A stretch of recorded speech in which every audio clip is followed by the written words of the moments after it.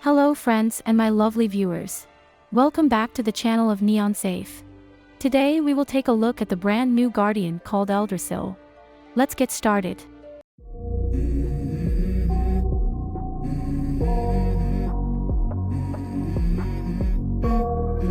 Let's go. I wake up to a little bit of drool on my pillow, feel like it's gonna be a bad day. I'm tired of shit. He has a couple of clan traits like all other Guardians and hybrids have. The first clan trait of his originates from the Marrowborn clan, and is called Bone Blade. At level 22, this clan trait will buff the back row champions with 20% damage increase for the first 20 seconds of the battle. This effect cannot be dispelled or stacked. So having two great DPS champions in the back row is the best option if we choose this Guardian for our team. And if this Guardian proves to be a full-blown DPS type, then we may consider having him as one of the back row champions. I personally like this type of buff, even though it has a limit of 20 seconds and only goes for the back row allies.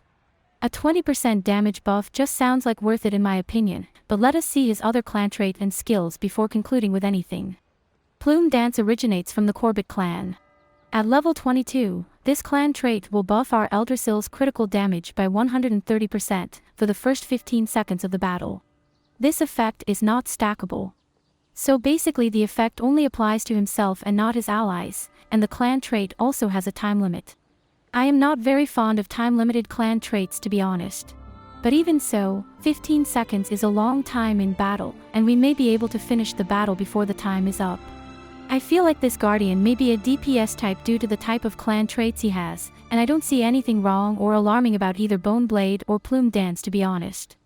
These two clan traits may work just fine, but we still need to check out his skills to get a view of the bigger picture. Let us head over to his active skill first. He will aim for up to 2 random enemies, and stun them as well as the enemies along the path for 1.5 seconds. He will deal 850% AoE strength damage at the 1 or 2 random enemies, and create a debuff which makes the enemy take 60% more critical damage for 4 seconds.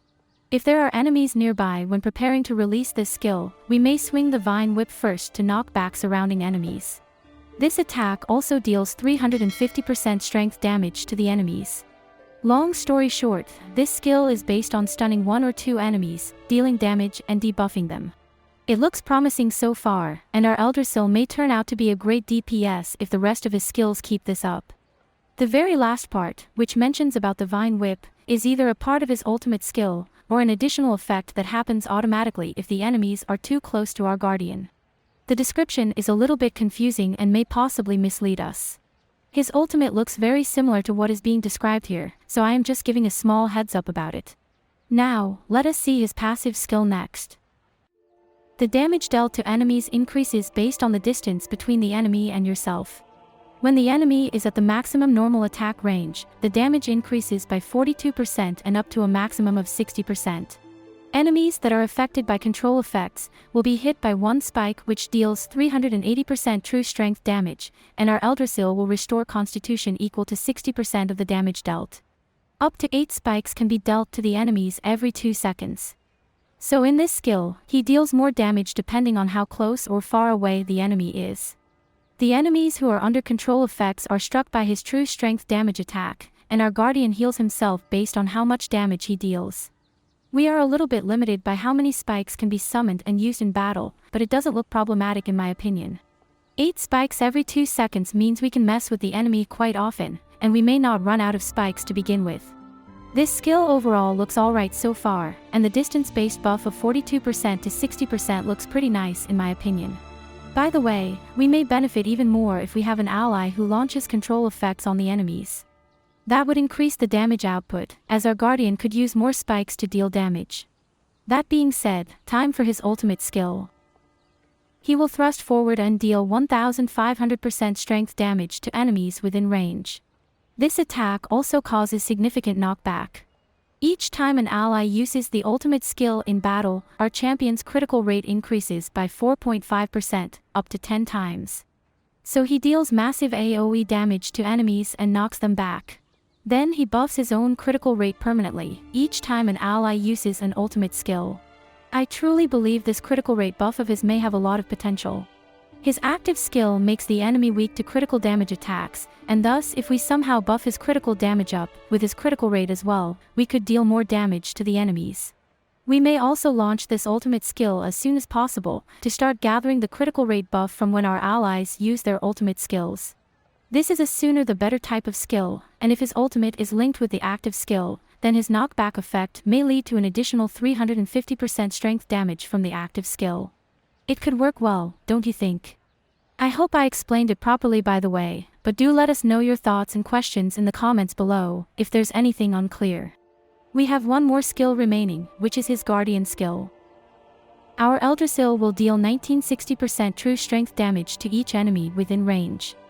If the target is in a control immunity or uninterruptible state, our Guardian will deal 8% extra true damage of the enemy's max constitution each time, up to a maximum of 1000% of the strength. Each time an ally uses a Guardian skill in battle, our critical damage will increase by 8%, up to 10 times. Every time our Guardian deals damage in battle, we gain 200 resolve points. We gain an additional 50% more resolve when our Guardian deals a critical hit.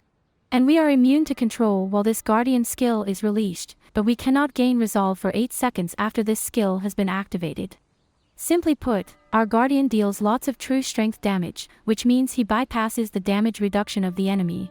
Our Guardian also deals additional damage to targets with control immunity or uninterruptible state. We will need one or more Guardians in our team to gain the critical damage buff, so that could be challenging for some of us. And dealing normal damage gives 200 resolve points, while dealing a critical hit type of damage gives us 300 resolve points. We have a 8-second cooldown before we can start earning these resolve points though. I feel like this Guardian has everything needed to deal lots of damage. His active skill makes the enemy weak against critical hits, his ultimate skill buffs our critical hit, and the special Guardian skill could give us more critical damage. This last requirement is only achievable if we have another Guardian in our team who launches his or her Guardian skill frequently. At least that is what the description tells us. I feel great about this Guardian but also disappointed, cause it looks like he may be dependent on having another Guardian in the team to truly function in battle. We may actually be forced to spend more of our resources to buy or gain one of the previous Guardians, just to experience this Guardian's perfect performance in battle.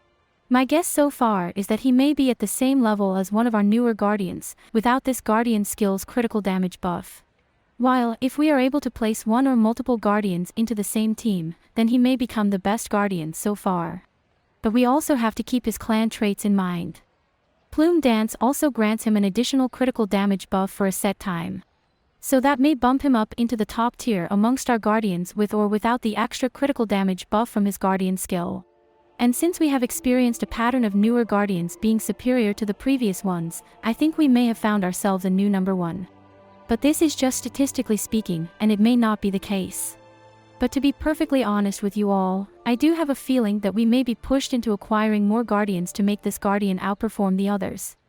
That all being said, it may be a little bit too early to discuss his traits, but I will mention a few ones that may work well on him. First off, I believe we may place Brutal on him to boost his damage dealt in battle. A level 22 Brutal trait will give our Guardian a 45% increase in strength. The next trait I believe may be suitable is the one called Barrier.